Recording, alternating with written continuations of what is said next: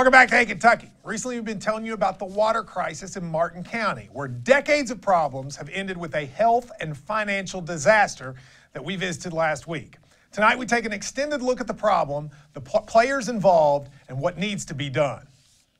Hey, I tell you right now, we don't pick and choose when it comes to you. I tell you right now. It all started with a video that went viral. A citizen was choked at a Martin County fiscal court meeting. But what happened next would shine a light on a Kentucky County's growing water problem. I mean, I regret none of it because I was standing up for the people of Martin County. And it's not just been this winter. This has been an ongoing problem for me for 5 years. This is by far the worst water district, in my opinion, in the state of Kentucky. Martin County, Kentucky is in deep Appalachia. It's part of coal country. And since December 15th, many citizens here have seen their water use restricted to 10 hours a day, and some have no water whatsoever. For a long time, clean water has been an issue in Martin County. I guess anybody could drink the water if they wanted to. It just depends on how well they enjoy their health. Hell, what would your life be like if you couldn't take a damn shower? And be thinking about, why your children have to stay home because the schools can't operate. There's no way to clean the school. People talk about, oh, these are just complainers. It's amazing what these people have put up with. Our water is so nasty that the federal prison won't accept it. I mean, the inmates up there drink better water than the kids in our schools.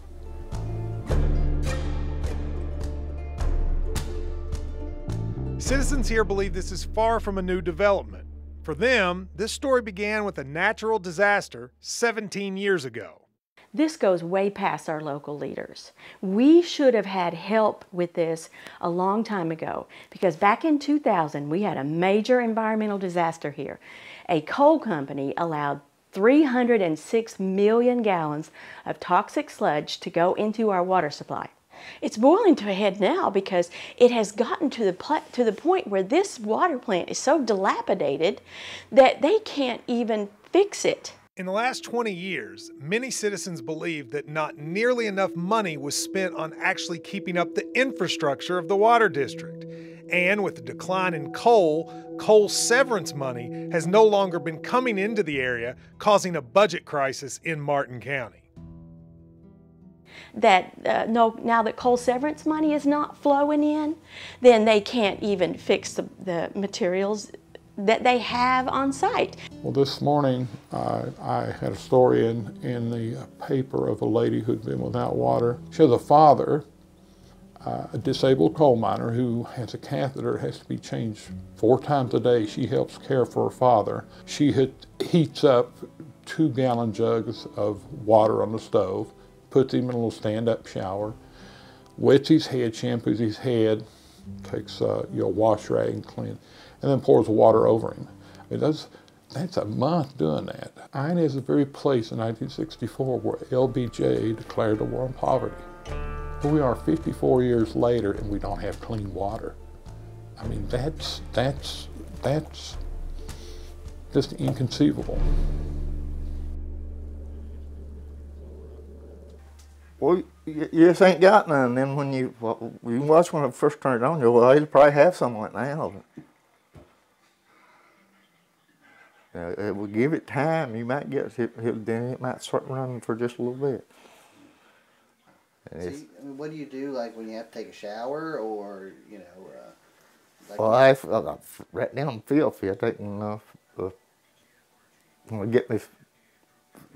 Take some of these jugs there and try to wash my head and stuff into there and wash bowl in there and wash off the best I can with. I mean, does it make you mad?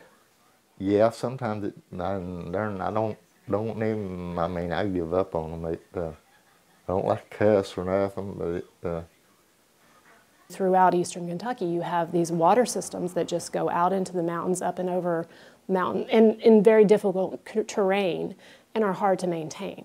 and often weren't done very well in the first place.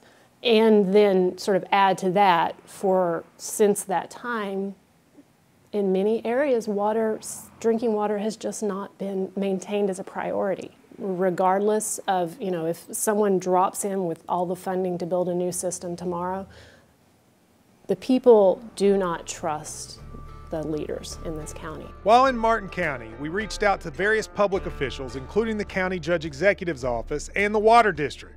They either denied our request or were unavailable for comment.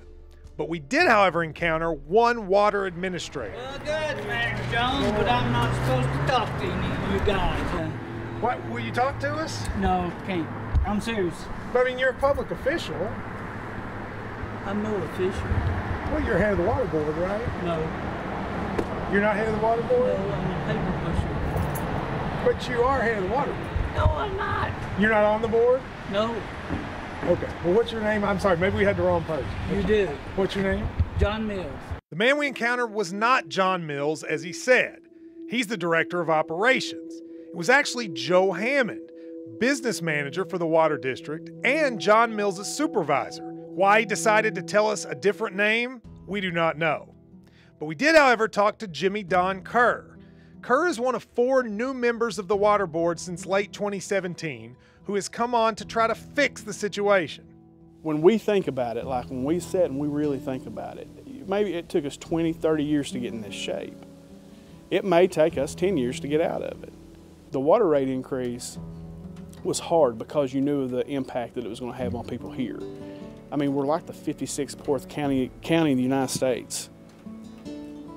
That financial impact is hard, but the really hard decisions have not really started yet, in my opinion. I think we're probably getting ready to enter that fray, and hopefully we can see ourselves out. I think we can.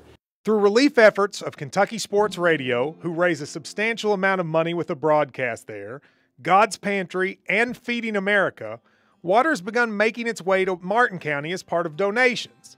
But the situation is far from over, and more is needed. In the meantime, both Kerr and Ball agree on the fact that administrators and citizens have to band together to demand change. We need those people on the other side that are protesting, going to Frankfort, asking those questions to shine a spotlight, because it's going to ultimately help us.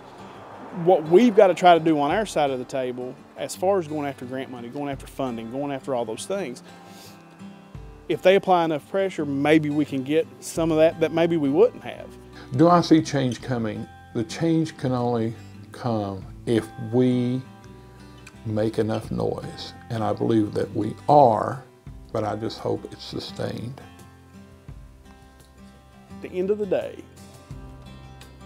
we're all Martin County citizens, all of us. And we all want the exact same thing, which is clean, safe drinking water.